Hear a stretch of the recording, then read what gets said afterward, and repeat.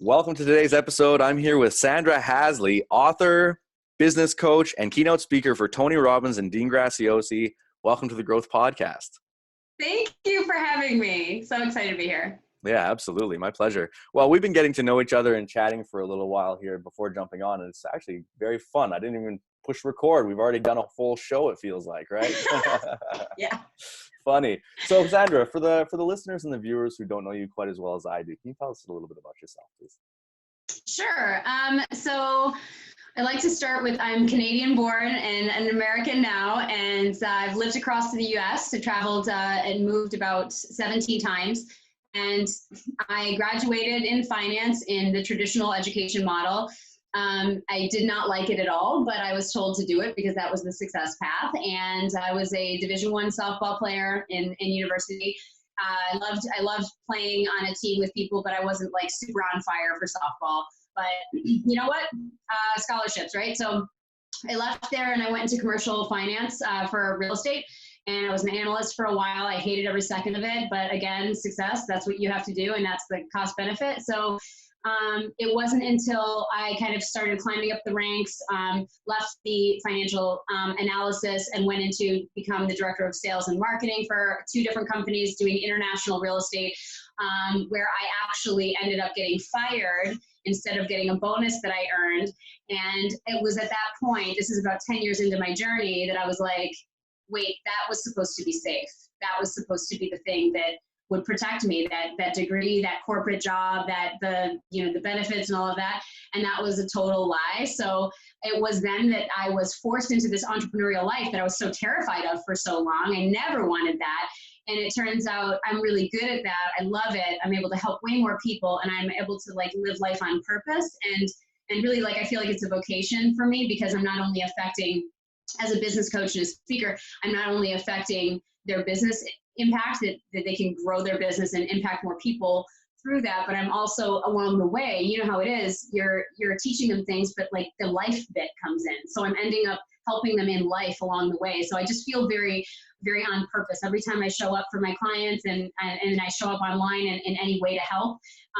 This was a total unexpected turn for me that ended up being like kind of like a dream, like you and I were talking about earlier. It's cool to kind of like live out a dream that doesn't feel real. Yeah, that's awesome. Wow, what a journey is right. Holy smokes. That's cool. Yeah. You know, speaking of sports. Hey, yes. I would have brought my mitt. Yeah, we could play.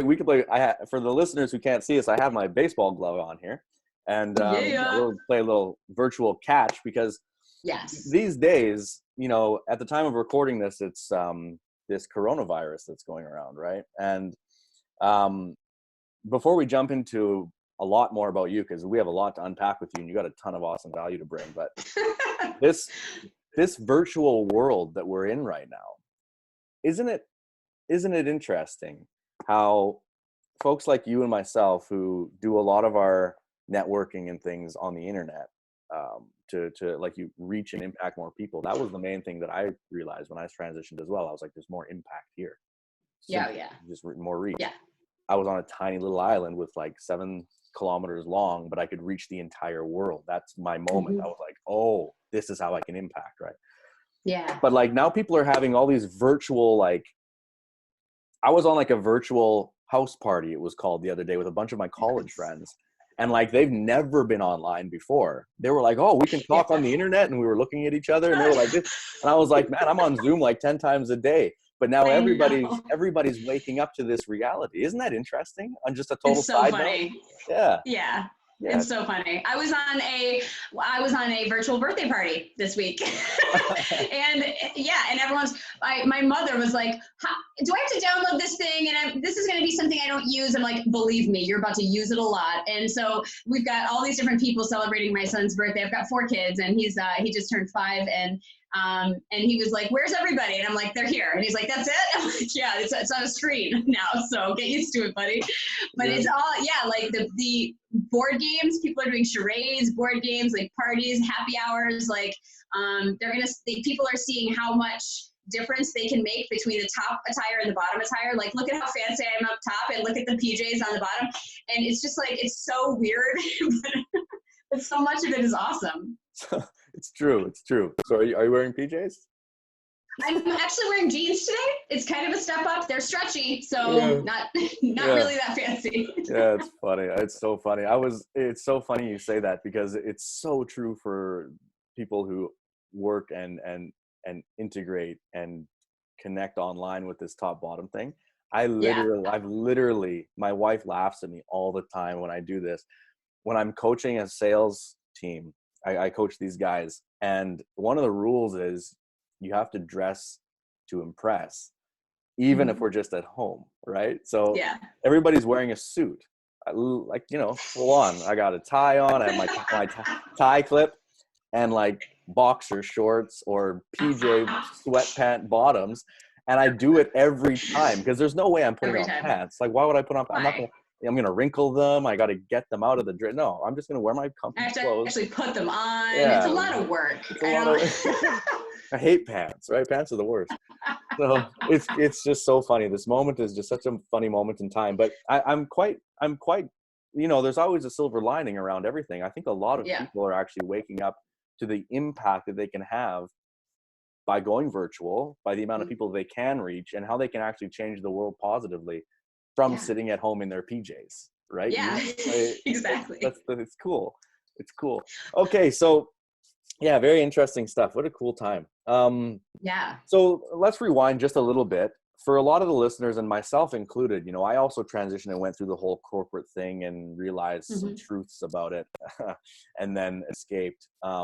Maybe for someone who's listening. Good word. Yeah. For me, that was the word for sure. I mean, here's a side note for you.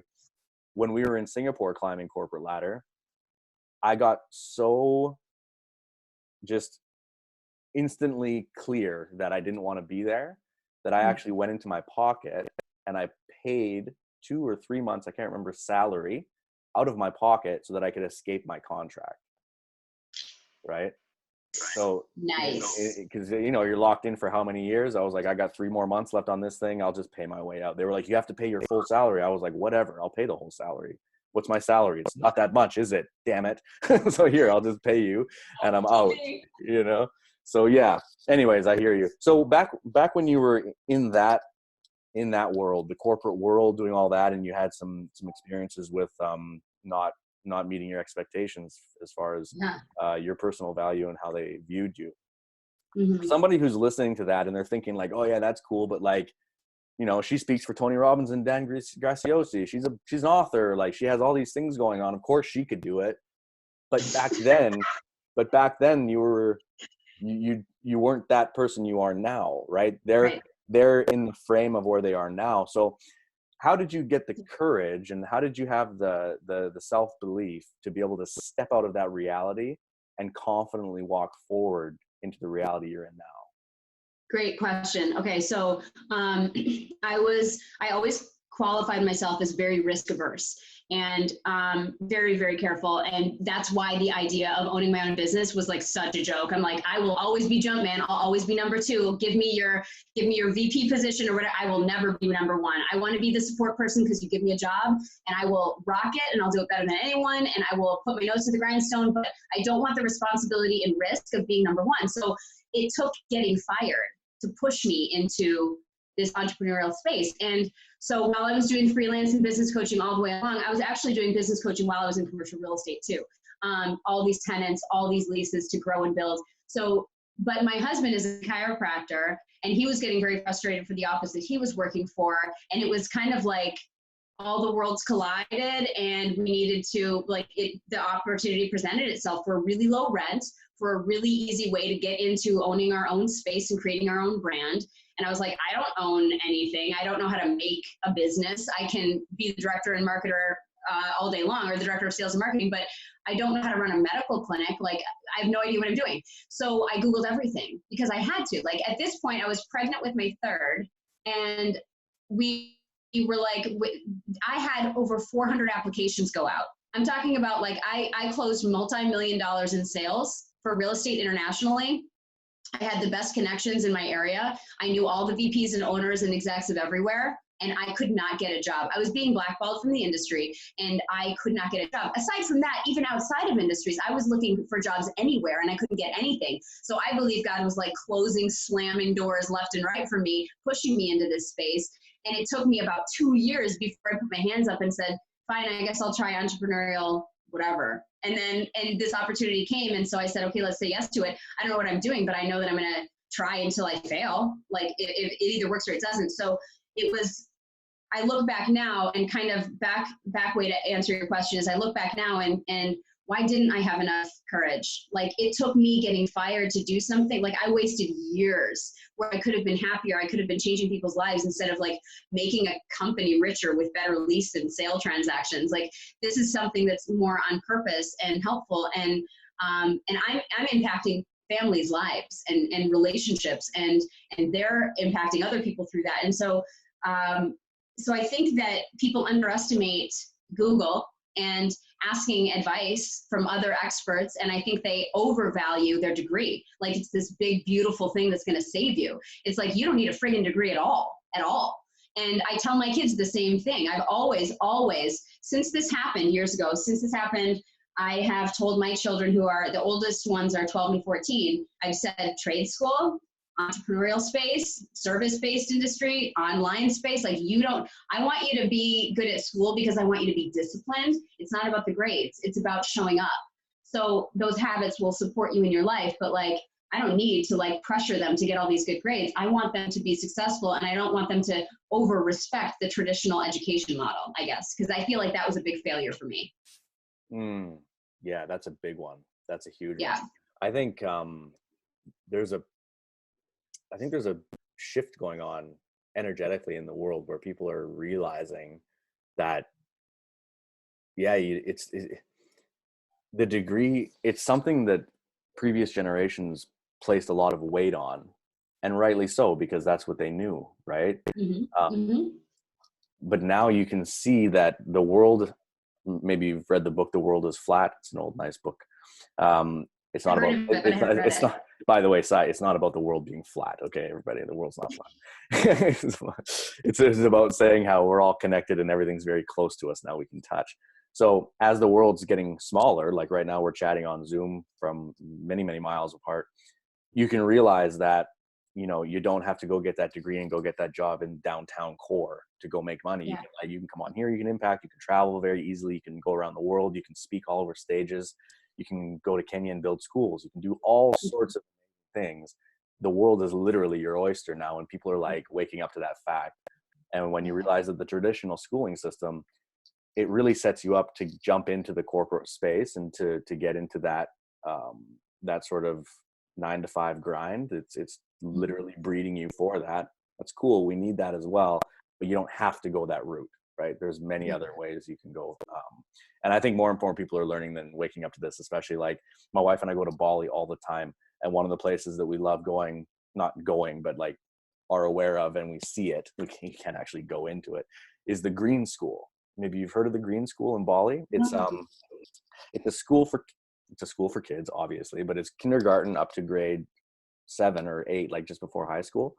But it's extremely unique in the sense where they teach the things that I believe that age of a child should learn, right? Like my wife and I don't have kids yet, we will, but our dream is to send our kids to that school. It's extremely expensive, but that doesn't matter, right? Money is just energy and we can find that anywhere. But what they learn is like, gardening, like how do plants grow, right? Like they learn how to communicate with people. They learn languages and not maybe the whole language structure, but like there are other languages, Practical life skills. Practical life skills. Yeah. They've kind of taken a page out of like the Japanese culture in that way, the way they raise their children and stuff.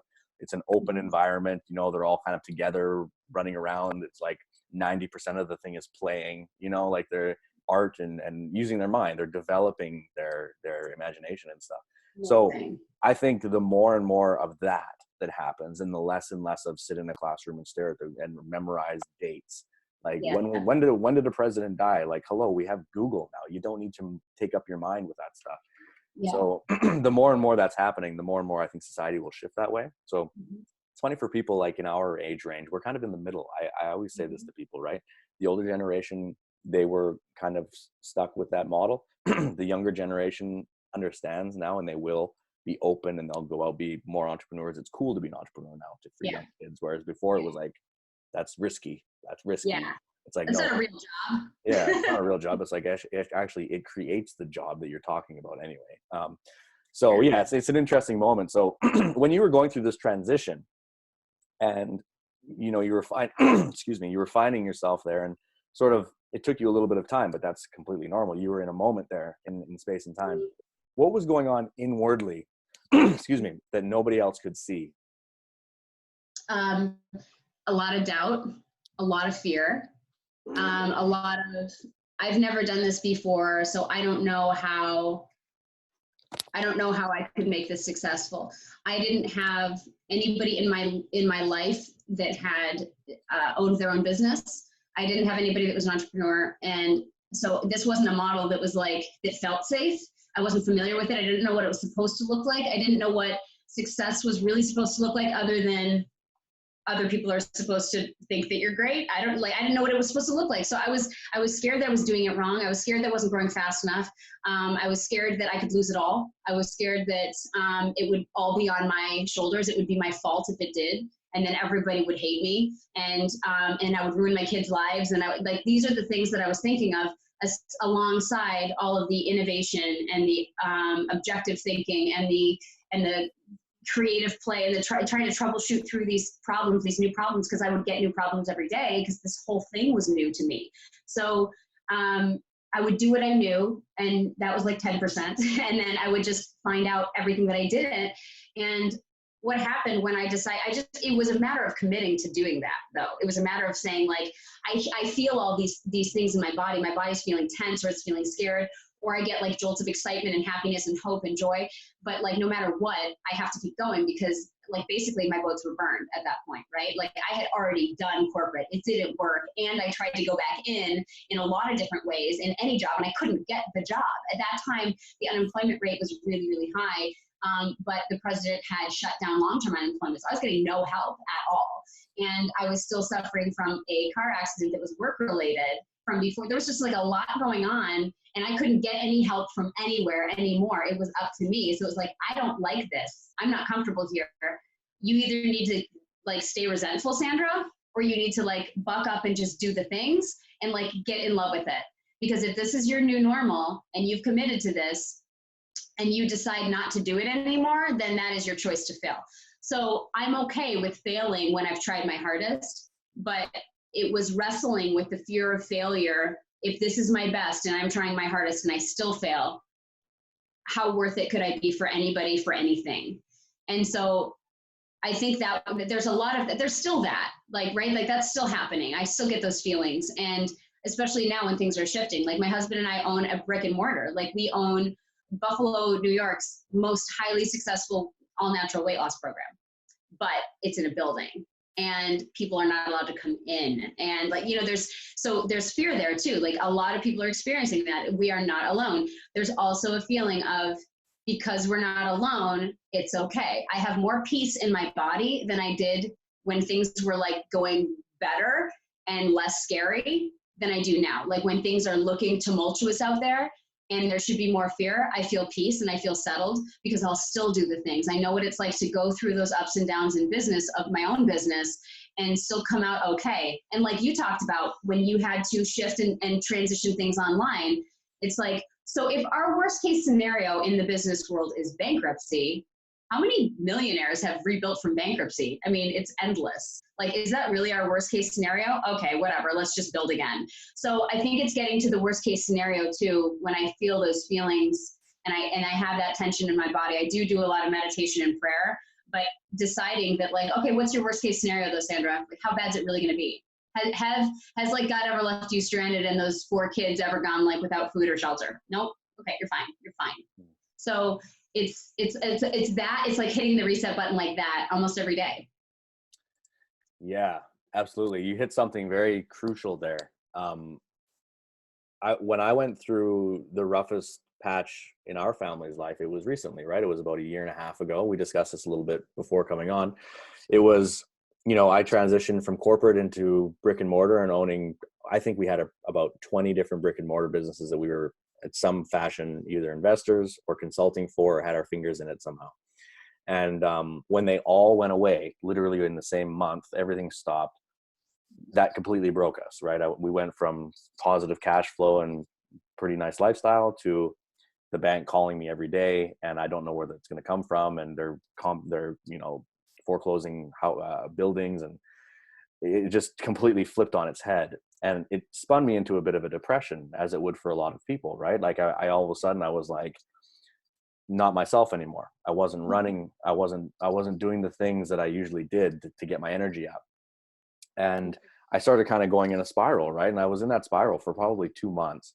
And that's the longest I've ever been like sad. I've never been depressed in my life, right? And that came from nowhere. It just hit me like a brick.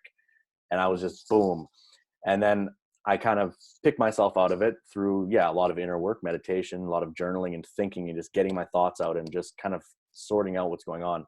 And in those moments, I was chatting with a couple of my mentors in various spaces, and one of my mindset guys who's, he's very deep into NLP and all sorts of stuff. And he was like digging into me, and we were not digging, he's asking me questions and I'm just talking, right? That's how it works.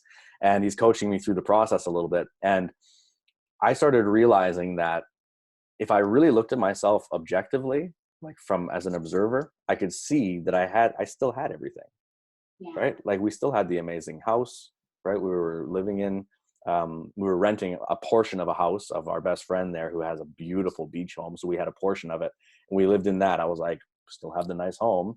I was like, still going for a run with my dog in the morning. Actually, I don't even have to think about the job anymore, the work or the consulting, because I don't have it. So wait a minute, I've just relieved a ton of that stress. I was like, well, I still have the fresh fruit platter when I get home, and I all of a sudden I realized, and I had a pivotal moment. So if you're in a depression or you're in a down state right now, this is how you know when you're going to pop through the breakthrough. At least this is what it was for me. Maybe it was similar for you. When you're in the lowest you can possibly be, as far as you feel like I'm so down right now, this is the worst it can get. And if you ask yourself, am I still extremely happy with everything around me? Like, am I taken care of? Is everything cool?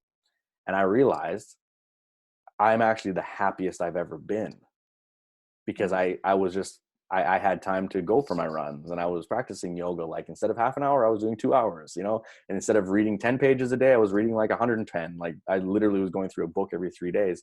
And I was like, wait a minute, I'm on this amazing personal development journey here. And my wife and I were connecting because we were always together. Like we didn't have to go do stuff.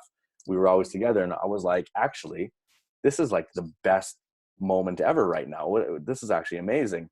And he said, that moment is when it's going to go vertical for you. Like everything's going to change.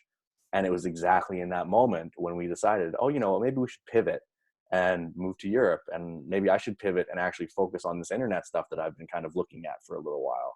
And we made that pivot. And since that moment, everything had changed. Literally everything changed for us. It just went straight up. And to get through that dark time, I encourage you to understand that you're still you, right? These outside circumstances are exactly that. They're just outside. You can't control them. Don't worry about them. If other people are doing crazy stuff, just let them do what they're doing. They're not you. But if you can remain centered and true to who you are and actually go inside and work on yourself and kind of find where you're passionate for and find where you can serve and where you're the most potent in this world, and then find a way to express it. For a lot of us, it's using the internet because the internet is global. If you can express it, then you don't have to think about quote unquote money, because as soon as you start serving on a high level, money just starts showing up because it's a law. Right. And when I realized that, I was like, oh, everything is awesome. And then it just went boom. The depression was completely gone. I was super excited. I like started doing push-ups again, and I was like, yeah, everything's awesome. Woo, But then, but at the same moment, I look at the bank and I'm like, that's the worst it's ever been, but I don't even care. It doesn't matter. Yeah, no, what you said right there, I was just talking about this in one of my groups today, that like the whole, I know that it doesn't sound like it could be real, that you put the service and the high service first and then the money comes. It's like, yeah, Sandra, that's nice in theory, but like if that actually happened, like I've been good to people and nothing shows up. Like it's not about that. It's about flipping the switch and like energetically getting really behind that idea and deciding that that is more true than anything else. The money does show up. And also this outside circumstances, I started my group talk today for like coaching, and I was saying like, hey guys, it's gray and cloudy out. How are you? Like, it doesn't matter. Like my outside circumstances do not dictate how I feel. Like I could not possibly be responsive all day long based on my environment. Are you kidding me? I'd be in an insane asylum, like no question. So but it's deciding like, you have to think about that. Am I am I reactionary to everything around me? Or am I deciding to be happy despite that stuff? Because I hate to use this example, but I love to use it because it is the most poignant. It's the most smack in the face like example that I could ever think of. But the tragedy and the trauma of the Holocaust and the victims of the Holocaust, there are so many stories of people being joyful and singing and happy and living longer and surviving because of joy and hope. And like they were in the worst place in the world and they were still deciding to find joy. So like if they can do that and they're also humans, then like, can we decide that even if the bank account doesn't look like we need it to look, things aren't that bad? Because you can make them better if you get your energy behind that. Like you can, and you'll be healthier too. Like you said, all of a sudden that switch got flipped and you're doing push-ups again. And like your body feels better. And I'm sure your circulation and your energy was up and like you're maybe more creative than you were the day before. Absolutely. Absolutely. Yeah, it's crazy actually. And yeah, I also didn't understand the service thing until I did. You know, you just have to come into that understanding yourself. I have, of course, like, you know, like quotes and things all around my other house, not my parents' bedroom where I am here, but and one of them I had from Robert Kiyosaki, and it was like, you know, or no, sorry, Zig Ziglar, you know, help people get what they want, and you'll get everything you want, right? And I was like, I honestly didn't get that for a while. I was like, I don't know. I was like, how can I help these people get what they want? I'm screwed right now. I need to focus on, that was my thought. I need to focus on me. I need to fix me. I. And then as soon as I went boom out, because as soon as I started learning the internet stuff, quote unquote stuff, I instantly started coaching people on what I had learned. It was just a little bit, but I was like, hey, you know, I kind of figured out how to like build an autoresponder. Like I figured this thing out. Anybody want to learn about it? And like, there'd be like 3 people on a Zoom. I'd be like, okay guys, so, you know, you can send emails to people, right? Now check this out. Boom, boom, boom. And all of a sudden I was like, well, those people got some value from that. I didn't think anybody, I thought everybody knew that, but actually there's always people slightly behind you on your path, no matter where you are in the journey, right? So you're just giving back. It's like a chain reaction. And I realized that. And that's when I stepped into the coaching and the mentor space, not as a coach, but as reaching for coaches. And I was like, oh, reach. And then give. And I was like, oh, I get it. I get it. So that was, for me, the paradigm shift. So how did you discover your current business direction? I mean, you're doing some amazing stuff. You're an author now. You're a high ticket business coach. You speak on stage for Tony Robbins and Dean Graziosi. I mean, that's no joke at all. I don't want to quite get there yet because I want to save that for but how did you discover your current business model and the things you're doing now? Okay, good. Yeah, good question. Because it all seems like, what's she doing? Why is she? How is she? Where did that? Okay. So because I know, even my close friends are like, what are you doing again? Because I was in commercial real estate and I graduated with finance and marketing and advertising, but like marketing and advertising being the bundle, but like none of that marketing was relevant. Like that was so outdated at the time that I graduated, even that it didn't even matter. But because I was in the finance world, because I dealt with so many different types of tenants and investors that had different businesses, different industries, I was like, I dealt with everything. So as an employee for a corporation that houses those tenants and wants those tenants to be long-term tenants, wants those tenants to grow with them, wants those tenants to grow out of their space and build with them, then it was part of my job. I took it on as my job. It wasn't told to me, but it became part of my job to coach these people where they had blind spots and where they had holes in their business. And I'm seeing their warehouse distributions, or I'm seeing their internet sales, or I'm seeing their retail frontline division, and I'm seeing their medical supplies, and I'm seeing all these things, and I'm looking at their staff, and I'm coaching them along the way. Like, you've got an opportunity here. You've got way too much overhead over here. You've got, like, let's look at your P&L. I was digesting all this stuff with them to help them along the way. So I had been coaching them for years. And so that was almost like, I can't believe I get to do this while I'm working. Like, that was fun for me because it was so helpful to them. But I didn't know that that's why I loved it so much at the time. It was just like fun. It was like a puzzle. It's fun to figure out for them, right? But the reason, like, looking back, the reason why I loved it so much is because I helped them. Like, I was the person that could come in and solve a problem for them, and they were frustrated. So I just made them feel like their body feel better, and I made their business do better. And I'm thinking, like, that, looking back, that's why it was so great for me. So although I didn't fully step into business coaching and decide to freelance at that point, I was doing it all the way along. And then once I had lost my job, I started to do more freelance work, and I was doing website development, and I was doing marketing and branding, because I have a background in that too. So creating new brands, rebranding, and creating online companies for other people, doing that kind of freelance work. I didn't consider that a job, because again, I was just like doing a thing, and they're going to pay me for it, but like, that's a thing. That's not like a job. And because a job is corporate, that's a real job. So when we opened the business, my husband and I, the clinic, and I was doing all of that, and then a lot of doctors started coming to me. How did you grow this thing so fast? What are you doing? I've been in practice for 15 years and I can't get it like you're getting it. Like, what kind of numbers are you doing, and how are you doing it?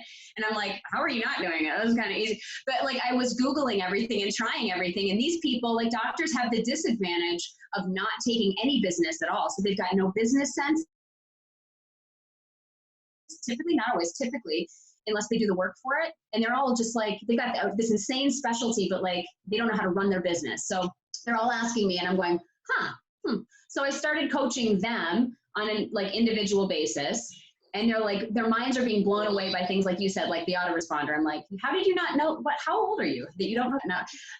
But they don't know what they don't know. And you come in to help them. And the gratitude that they have, even for the free help, like the gratitude they have is like overwhelming at times.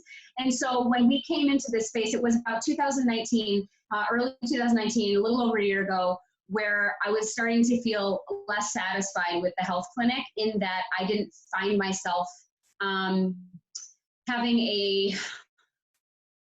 didn't find this to be my vocation, I guess. Like, this is my husband's the doctor. I will build this thing again. Like, I was safely, even though this is my own company, like, I'm safely sitting in the jump seat, right? Like, my husband's the face of the company. He's the doctor, and I can be over here, no risk, right? And then I started to get a little disgruntled, and then the Knowledge Broker Blueprint came out, and I'm a Tony Robbins fan, and I've been through Business Mastery, and so I was on their email list, and I went on the training, and I was like, this is it. This is something that I need. I don't know what it's going to do, but I know that I got to have it, because like, this isn't working for me. This doesn't feel right anymore. I'm burning out, and I'm like, I can see my light dying a little bit. And I've got 4 kids, and I know I bring that stress home to them when I'm not loving my life. So I took the course, and it was like, that's it. I've been a natural coach my whole life, and I love doing it, and it makes me so happy. But the idea that I could charge like that for that, I'm like, but then you look at the ROI from coaching, the ROI is always there. They always get their money back, and way more. So it's like, I started to remove the emotion behind money, and started to really invest my time in believing and getting behind the fact that it is a resource. It's just energy. Stop telling yourself the same lies that you were fed when you were a kid about rich people and wealthy things and all that. And so I would ask for what I was worth. And then I started really getting paid for what I was worth. And then I had the energy to get behind all of the help that I kept bringing people. But it wasn't at first, it was the help for free that happened first, while I was going through this course to like unpack my expertise, and to make me realize, yeah, it was always coaching, Sandra, like, this is what you should be doing. And so once I started kind of like playing with it online and helping people, and they're going, oh my gosh, you're amazing. You helped me in all these different ways. And I'm like, oh, I thought I was just business coaching you. And they're like, yeah, thanks for helping me earn money, but this was awesome too. And this is, so I was like, this is it. This is it. I'm so excited to get up in the morning. Like, this is what it feels like when they say jumping out of bed in the morning. I am not a morning person. Everything in my body hurts. Do not wake me up early. But like, now I want to get up. So like, when you have when you find your passion and like, and you can, and it's about helping people, like really serving people versus like making some rich guy richer. Because it's really like, let's be honest about corporate real estate. I mean, there are investors that are really philanthropists, but like the business model itself is to make more money to make more money. So, and that's it. Like what I do, what you do is truly help people. And it started with just helping them with no strings attached. And that felt amazing. And then the money showed up. Yeah, that is amazing. That's very cool. I believe we got connected initially from the Knowledge Business Blueprint Facebook group. Yeah. Right? That's where we met each other. What a high vibe community that is, right? Like, wow. So good. I know. I love Tony and Dean as well, and I've been following them obviously for years. And when KBB came out, I was like you. I told my wife, I was like, I know you've never watched a webinar, and I've only watched 3, but Tony Robbins is doing one today with Dean Graziosi. I don't know what they're going to talk about, but we need to watch this thing, you know? And so we did. And this was right in the, like, this was exactly in the moment when we were struggling. Like, that was a struggling moment for us. And I was like, oh, it's Tony Robbins. He's going live for 3 hours. He's talking business with Dean. Like, of course, this is something I need to be involved with. What is it?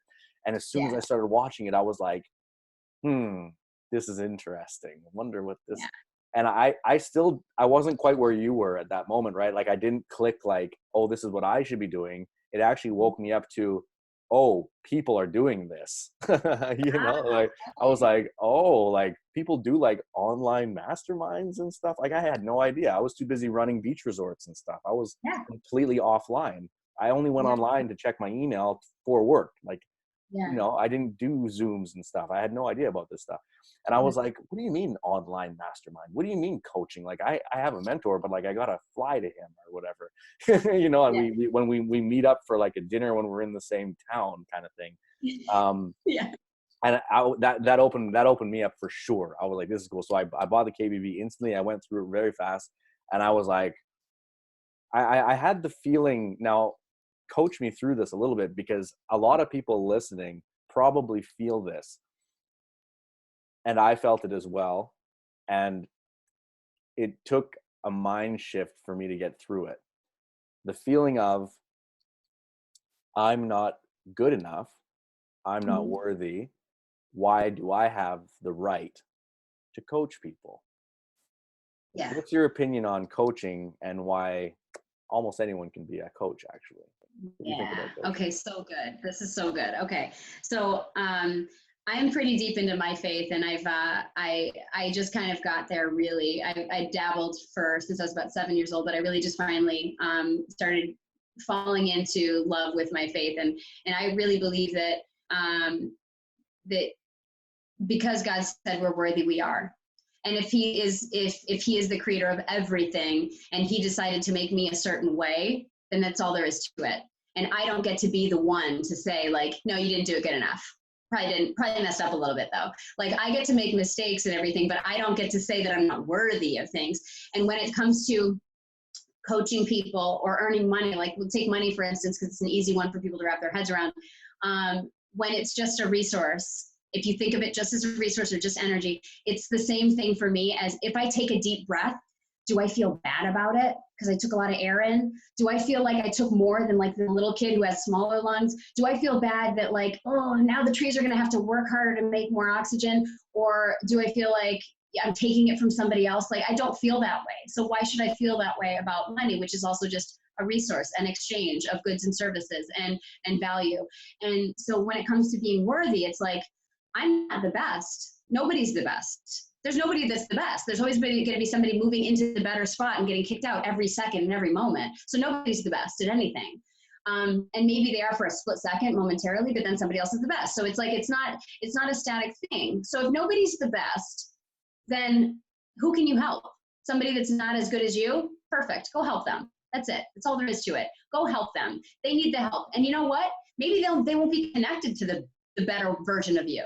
Maybe they have no way of accessing. They don't know who they know, but like they know you. Can you help them or not? Yes, then help them. You have an obligation and a responsibility to show up with your God-given gifts and help people and get out of the way and stop telling yourself a story that you're not good enough, you're not qualified enough, because if you can help them, that makes you qualified. And it doesn't take a degree or certification or any set of resume rules to decide that for you. And that took me a while. It took me a while because in the corporate model too, in the education model, you're ranked by level of importance through your grades, through your certifications, through your mastery or doctorate or whatever. And then in the business world, you're ranked on your position in the corporate ladder. And if you're not here, then you're not good enough. I don't even speak to you unless you're C-level exec. I don't even speak to you unless you are the gatekeeper for the CEO. Like we rank people and value them based on that. And so when you come from a corporate environment into entrepreneurial space, it tends to be like that for you mentally, where you're like, I'm not good enough because I'm not this. It has nothing to do with that. That's not even relevant. It's a matter of, can you help them or not? So go help them. Yeah, I love it. That's awesome. That's awesome. It's totally true. Yeah. Totally true. And that's something a lot of people face, right? Like, who would listen to me and all this stuff. And one of the things that I've learned by being coached, and I've learned the difference between, say, like a mentor sort of relationship and like a consulting relationship and a coaching relationship. Yeah. And see if you agree with me on this. Coaching, I feel like, and I heard this from one of my mentors who coaches me, and we talk about this, and he talks about this a lot. So for me, it makes a lot of sense. Coaching, he says, and I agree, anyone can coach anyone. And the reason is because coaching, I'm not telling you what to do. I'm not consulting you like you're doing X, you should do Y. That's consulting, right? Mentorship is like, no, don't do it this way. You should do it this way because look, I did it this way. This works. Coaching, it's all about you, right? It's asking questions. Asking questions. It's asking questions. So technically, if you know the questions to ask and you know how to dig to get the person to open up and to find themselves and to find those answers, you can coach anybody. Yeah. That was a paradigm. And in a sense, I didn't even coach you. You asked me to coach you, and I just mentored you. Yeah, no, that's telling you. That's what sparked it for me. I was like, this is a mentorship session, because I was accepting it like that, and I was like, wait a minute, this is exactly the thing I'm thinking about, and it's so true, because that's the stark difference. So people that are like, I can't be a coach, it's like, wait a minute, no, what you're saying is you can't be a mentor yet, maybe in your space, because you don't have the experience, like you haven't got the accolades yet. Okay, that is probably true. But you can coach, because if you can ask questions, it's just like sales. If you can ask questions, you can get them to move emotionally and find themselves and speak and open up. That's coaching. It's all about them. Yes. It's all about them. Yes. Right? Interesting paradigm. Because those questions act as bumpers. They act as guardrails for them. You know, like you asking a question is actually putting a bumper against them and making them bounce back over here and answer the question to stay in line or to make the progress going forward. And so you're right.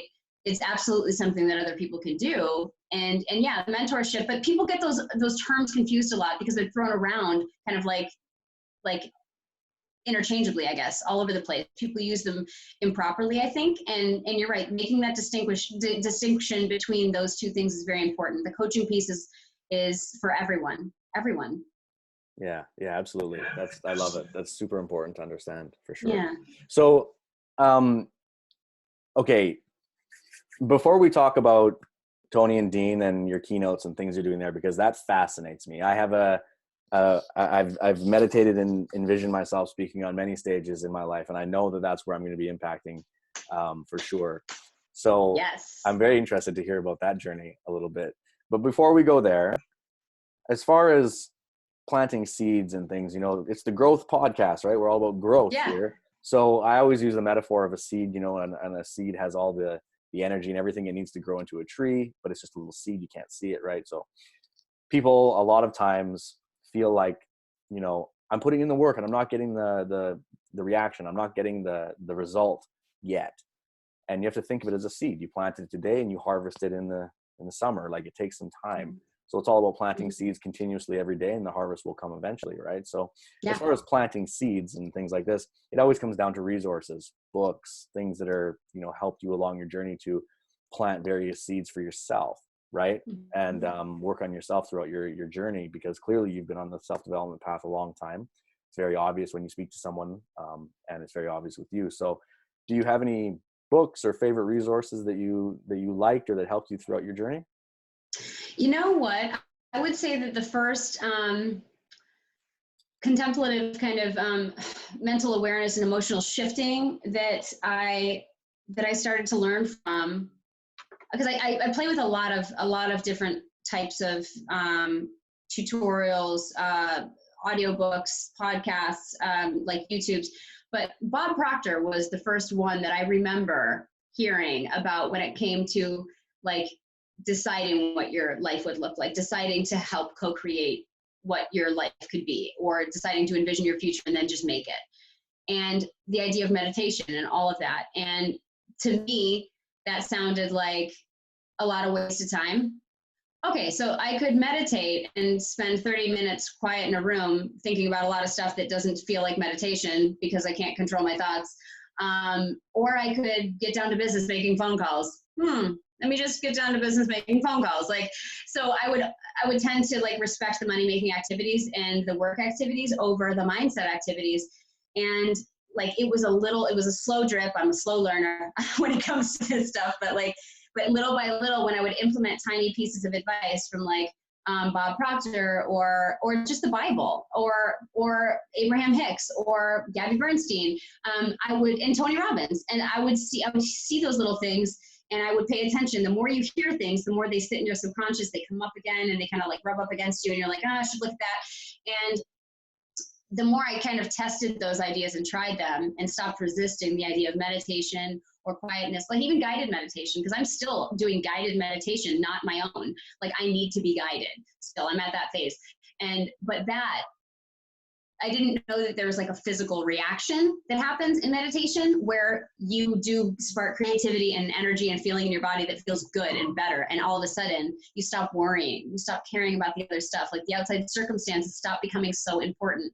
And you're like, oh wait, now I can focus on my work, and now my work is better. And now I can reach more people, and now I can do it through service because I actually care about the service. Now I get the service piece. And I feel like what we talked about earlier about clicking that light on, for me, it was through meditation that light turned on, because I was so practical, so tactical with everything that I did. I mean, you're taught that in corporate world to be that way. Nobody talks about meditation in the C-suite. So when you start doing it and applying it, you're like, oh, it works. Like, I guess the ancient civilizations all over the world kind of had it right. Okay. So I think it was that. I think it was a lot of that. Does that answer the question? Did I derail? No, perfect. I love it. It's awesome. Okay. Yeah, it's totally right. And we have a lot in common. You know, we have very similar experiences, and I was the same way, right? Like, pick up the phone, make it happen, do the meeting, do the tactical stuff. I got 5,000 emails. I don't got time for this shit. You know, like that's, you know. Yeah. And there's a funny saying, when I read this at some point in my life, and when I did, it also kind of made me think, right? It's like, if you don't have 30 minutes to meditate, you need to be meditating in an hour. That's it. Yeah. And I was like, exactly. I was like, I don't have 30 minutes. And I was like, well, I wonder why they're saying that. Yeah. And yeah, Bob Proctor is amazing. I love Bob Proctor. Yeah. He's old school for sure. Love it. Mm-hmm. I still watch his videos and listen to his content almost daily. Oh yeah. I love him. He's Same awesome. Too. That's awesome. He was the one who actually enlightened me to the whole paradigm shift. What is a paradigm shift? Like, literally, what is I was like, oh my God, I was conditioned as a baby. Oh, I got it. You know, he was the one who kind of sent me down that road. And I was like, wow. Okay, so cool. Let's chat a little bit about your experience with Tony Robbins and Dean Graziosi. I know you're a keynote speaker for them. They handpicked you to represent them on stage and do all these amazing things. How did that come about? How's that experience? Just give us the goods on that, because that's amazing. So fun. It's so fun. Okay. So obviously joining the Knowledge Broker Blueprint and going through the course and being like, this is the path for me. I'm doing the things, I'm implementing everything, and it's making so much sense, and it's making my life filled with joy, and I am living on purpose, and this is my vocation. Amazing. So I was truly lit up. And within the group, the private Facebook group that the KBB has, obviously at that time there were maybe like 16 to 18,000 members or whatever. But I would go in and make videos for other people. Like, hey, if you're struggling with this part of the course, like, here's what I did. Here's what helped me. Or, oh, by the way, I just want to come in and encourage whoever. And I started to get a little bit of attention for that. And somebody at KBB, I don't know if it was one of the moderators at the time, invited me like, hey, we're going to be doing a contest for speakers. You should, you know, put your name in the hat. And I was like, that's weird. Why would they? I'm not even like, I mean, I've spoken in crowds of like anywhere from like 50, 250, 400, 5,000. Like I've done that before, but I wouldn't have considered myself a speaker, just like freelancing isn't a real job. So, you know, it was like a technicality for me. And so they ran this contest. They said, Tony and Dean do not have the time in their schedule throughout the year to make it to every stage that they're being asked to present at. We need a team of speakers. So they asked us to submit a video, and there were, out of the group at that time too, it had grown to about 20,000 people, and 600 people had applied, a little over 600. And I got cut down to like, I was one of the 25 that made it through to like the second round. So when I want to say this to speak to this about the energy level thing, because for some reason, it was like one of the first times that I can ever think about where for absolutely no reason, I had no reason to believe this, none. It just kind of like came over me where I was like, I'm going to make it through the second round. I'm just going to do this. What? Like, I'm not a cocky person at all. It wasn't even like that. It was like, and then I caught myself thinking that, and I was like, why would you think that? That's stupid. Anyway, but no, like that feeling is still there. I'm going to make it. And I was like, So then they called me, and I was like, how did I know that? How did I know? How did my intuition that was going to happen? So when I went through the second round, they're like, make a longer video and riff. Do not, this is not a script. We want to hear your thoughts on this. They wanted to see how we would perform in a semi like mock model. So I did my thing, and then they called me out to go to Arizona. And so I went to Arizona, and there were some other people there, and we had gurus of stage speaking that work with Tony and Dean too, from Advance Your Reach. Pat Quinn and Pete Vargas are two of the best stage speakers around the world, and they train people around the world, including like people like Grant Cardone. And they were going through our submissions. We had to do all these videos. We had to do like 8 videos, like 10-minute videos of these segments of our speech and what we would do as a keynote. And they were there to pick us apart. And I was like, oh, this is like an audition. Okay, I'm gonna throw up. And if I knew it was like an audition format, I probably wouldn't have gone. But they were like, just kidding, you didn't make it yet. Like, you still have to go through it. And we're like, oh God. So we had to kind of perform in front of everybody else that we were like competing with. And then they let us know that that me and 3 other folks were on the core speaking team. So there's 4 of us, and they also wanted us to be, along with another like several people who are amazing at what they do. They wanted us to not only be, the 4 of us to be speakers, and we got additional training too. We got like $10,000 worth of training each for our keynote presentation, because it's a very specific type of keynote to sell from stage versus to just inspire from stage. There's a lot of psychology involved, a lot of body physiology, a lot of stuff going on.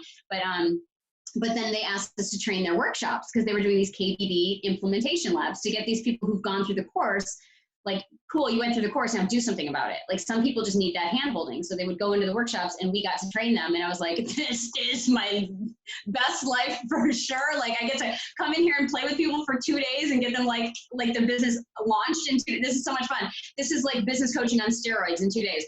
So I was loving that. And then they said, like, come back next month. And I'm like, is this for real? Like, are we really doing this? Is part of my job now? I love this. And I never wanted to be like employed by somebody else again, but like this is, I want to be employed by this. So as long as this, obviously we've been grounded from stage speaking because of what's going on. So whenever it picks back up, it's going to get real fun real fast. And they have this event coming up in October in Las Vegas, for when Las Vegas can, have bodies in the city again. And there was talk about having us on stage there too. And I'm like, this would be really fun. So we don't know what any of that looks like right now, but obviously I'll keep you in the loop. But that was I think that the whole point is that for no reason, I took a risk that I don't like taking, like submitting my video, being vulnerable and putting myself out there. And also like having meditated enough along the way at that point. Like, I was listening, I was getting quiet at times. Like, this was all kind of happening around the same time, like in early January 2019.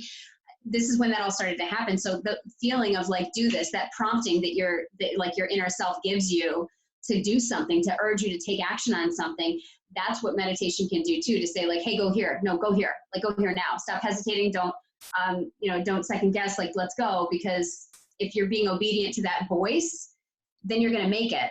But like, even if you hesitate and you don't act on it for 2 weeks, that's not being obedient to it, and you might miss it, And so if I didn't have that pull from my gut and recognize that I was being called to put my name out there for that, I wouldn't have gotten it. And having done that opened me up to the workshop trainings that I can do for people, which opened me up to more coaching for other people, which opened me up to two of my best friends now that are business partners in a group that we have on Facebook to help people do the same. And 3 other women that I now have a group with called like Wonder Women Mastery. This is all from that one saying yes. It's all from that one thing. So like meditation, I can't even, I don't know, it kind of all started there with all of that, I think. Wow, that's awesome. What a story. Yeah. That's so cool. I know. Congratulations. That's so awesome. Thank you. The coolest thing is when you chat with somebody and you can just tell, like, it's so obvious watching you tell the story that you're living your best life. It's so blatantly obvious. Big smile, crystal clear eyes, super energetic, high vibes, because you had the courage, like you say, this is the huge thing that a lot of people struggle with, right? It's like you have an intuition telling you that this is the move. Right? We always hear that voice in our mind telling us like, that's the move, but sometimes it's cluttered. If your mind is busy, that's where the meditation comes in, right? If you're open, if you're calm, that's when the download comes and you can hear the sign. When you hear that sign, be like Sandra, be like Sandra, take that signal and run with it. Even though you're scared or you feel like maybe it's should I do it? Shouldn't I do it? It sounds scary. I don't know what to do. I don't know. She just busted out those videos and just submitted it, right? Immediately. Just before you can stop yourself, basically, right? Like, have you read the book or heard of the book, The 5-Second Rule? Yes, and Mel Robbins. Yeah, Mel Robbins. This is the thing, right? Like, you just do that thing, and things happen. Yeah. And it's opened up a whole new world for you. You're speaking on stage. I saw you have photos with Tony and Dean. I mean, obviously you know them, and you're in their energy, like, and just being in their energy vortex, just being that close to them and working in business with them. Like, is that something you ever even fathomed happening? No. And honestly, like there's a sense of, Tony and Dean talk about it a lot, and a lot of entrepreneurs do, but proximity, being in proximity to people who are doing better than you is so important. And it's not just because like, hey, maybe they'll throw me a nugget and tell me what to do and make me a lot of money. It's also about, that happens, but it's also about like, their mindset is so high vibe that you don't even like, you're not even going to be welcome if you are talking about stuff down here. Like, they don't want to sit in anything. They want to talk about opportunity and growth and excellence and service and leadership and like all these good things. So if you have some garbage to sit in and stew about, or if you're like really frustrated about something, like, you can talk about it only if you're looking for a solution, only if you're looking to get to the next level. And so being around mindsets like that, being in proximity to people who are doing better, who've gone through the mental battles, and just like mimicking them and looking at how they respond to things and being like, yeah, the big boys don't sit and cry about it. The big boys figure it out. The big boys ask questions. They are transparent and vulnerable to say, I don't know how to do this, and I'm going to find somebody who can help me. So like being in that space with them, no way did I ever think that that was going to be me, because I also didn't think that I was going to be a business owner. But like being in that space was also like, oh, this is how it's done. Okay, got it. And when you said, Aaron, about fear, about like you act on it anyway despite the fear, I want to make a distinction too about fear, is that there's a fear of what are they going to think of me, and then there's a fear of like, I better not get too close to that bus, it's about to run me over. Those are two different body responses, right? And I think we physiologically know the difference between I don't want to get judged fear versus like there's a machete coming for my neck fear. So like when it's the judgment fear, that's when you have to push through it anyway, because fear's never going away. The fear will not disappear, no matter how far you get in business, relationship, health, whatever. It's not going to go anywhere. It'll keep coming. You got to keep remembering that, oh yeah, that's here again. I'm about to bust through it again. And let it just be a response that you do, that you feel it, you hate it, you bust through it anyway. And now you're over it. Yeah, absolutely. Absolutely. I love it. It's so important. That's such a good distinction as well, to be able to recognize that consciously, Yeah. right? Yeah. Consciously, to consciously know, like, oh wait, I'm just fearful of being judged. Just do it. Yeah. You know, a machete. Okay. Get out of the way. All right. Yes. Yes. Yeah, absolutely. So throughout this journey that you've been on, absolutely amazing. It's just so awesome to hear. What was like, if you can look back on it, it's always hard to look forward and project what's going to happen. You can never really know. You could never have known you were going to be with Tony Robbins, right? I could have never have known I would be moving from Asia to Europe. Like, you'd never know these things.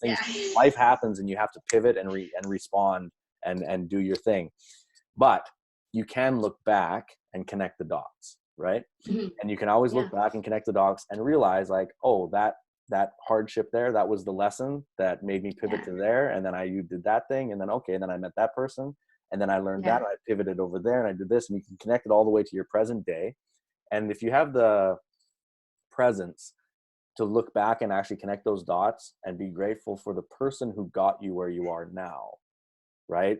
Be grateful for that person who got through that hard time and pivoted, and then went to the next space and made that hard decision and like hunkered down for 6 months learning a new skill. Be grateful for that person who got you to that next spot, and then that person who decided to get you here, and then the person who had the courage to stand on that stage that day. I'm grateful for you. Thank you for that. And then you got to this space now. I feel like if you can quiet your mind and look backwards on your timeline, connect those dots and bring it to your present moment, and then look forward to where you want to create and create new dots and actually focus on them. If you can put yourself energetically there, and as one of my mentors says all the time, be it before you see it. Mm-hmm. You can be it before you see it in the timeline, and go out and feel the feeling. Like, what do I feel? Okay, you're feeling it energetically, and then bring yourself back, and then go back on the timeline again, gratitude, forward, back and forth. That when you actually move down that timeline later, you will actually be able to keep it, versus it surprising you and it slips through your fingers. Because that happens to a lot of people. It happened to me. You find success and you're like, yeah, ego kicks in, you didn't see it coming, and then all of a sudden you're just the king, and then all of a sudden you're not. It just slips right through your fingers. Mm-hmm. So if you can prepare yourself in advance by doing this sort of an exercise, this timeline exercise, that's a massive help, right? So that's been one of the aha moments I've had over the last few years. Do you have any sort of yeah, I know, it's so powerful.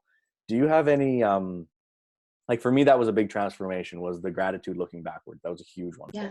Because I always thought, like, why did that happen to me? Damn it, I was doing so well, and then blah blah blah, and I'm so angry about it. I'm like, I flipped it completely. I'm grateful for it. It's a lesson. It's gold. I'm so happy that happened, because I learned so much and I had to pivot. And now thank you for that pivot, because, whatever, this happened and this happened, and it's awesome. So when you're looking back on your timeline or where you are now, do you have a transformation or a change that you maybe didn't see coming that you now can recognize in yourself? Maybe a personality trait or something emotionally or energetically that's different in you that you could have never projected? Totally. So I think that, we talked about Bob Proctor entering into space, into my ether. And I'm like, oh, who's this? What's he talking about? What is this nonsense? Wait, this nonsense is amazing. It's not actually nonsense at all. And like going through the transition of that. And then having that, I've always been like a default grateful person. Like, it's always been, I can always find joy in things, like always. I've been called Poppy from Trolls. I don't know if they're calling me a troll or calling me really happy, but like, that's what I guess sometimes. But anyway, I think that it's a matter of like, it had to happen. That bad thing had to happen. It had to, because it did. So if it happened, it had to happen, because that's how our world worked. And so if it had to happen, and I do believe that everything that's bad has some good out of it, that there's always good coming out of the bad. And so if it had to happen and there's always good, then I'm so grateful that it happened, that bad thing. And I've had plenty of my own trauma, sickness, loss, heartache, financial ruin. I've had all of it. And I can still find good in it, and I can still be grateful for it. And so when I decided that it had to happen for this to happen, like, then anything can happen and I can be okay. And I know that by saying that, that invites a lot of like, oh my gosh, like, but your worst fear of losing certain people in your life or whatever, like, or, you know, dying or whatever. Like, yeah, but if I believe that through and through, then I believe that if that happened, something good would come. I have a lot of peace by knowing that. And I like what you say, if you can look back and like be generous and grateful for yourself then along the way, like you look at yourself, if I look back at myself when I was like under 10 years old and I was in a moment where I was feeling very afraid, very embarrassed, very sad, confused, unsure, unqualified, rejected. I'm so grateful for that little girl for trying again.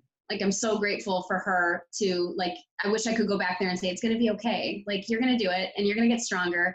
And like, it had to happen because your skin wouldn't be thick enough to do this big stuff that's going to be so awesome. And so reflecting back on moments like that and imagining myself, my future self, looking at me right now, being scared about something, being like, it's okay, little lady. You're going to be old and gray and this is all going to be like water under the bridge. And like, I want to, like you said, be able to look forward to that future Sandra and come back and be like, we got this too. We got it. And it had to happen. And you can be grateful, like, before it happens. Yeah, exactly. I love it. It's so true, right? Yeah. It's so true. Cool. Yeah. Cool. Okay, Sandra. Well, it's been an absolute pleasure chatting with you. You have such amazing energy. It's awesome. I'm so happy. Too. Yeah, I'm so happy for everything you're doing. It's so cool. I look forward to seeing you on stage at some point, kicking butt up there and delivering some heavy value to the folks, which is very cool. When humans can reconnect again. Yeah. Oh, absolutely. We will. I'm sure we will many times. So Yes. for the listeners and the viewers who'd like to check you out, see where you're at, follow you, get to know you better, where can they find you? Yeah, so I'm on LinkedIn, Instagram, and Facebook. And you can just, you can honestly Google Sandra Haseley. The last name is spelled not like it sounds, Haseley. So if you Google that, you'll find me on my business page on Facebook. My personal page is public, LinkedIn and Instagram. You can find all my stuff there.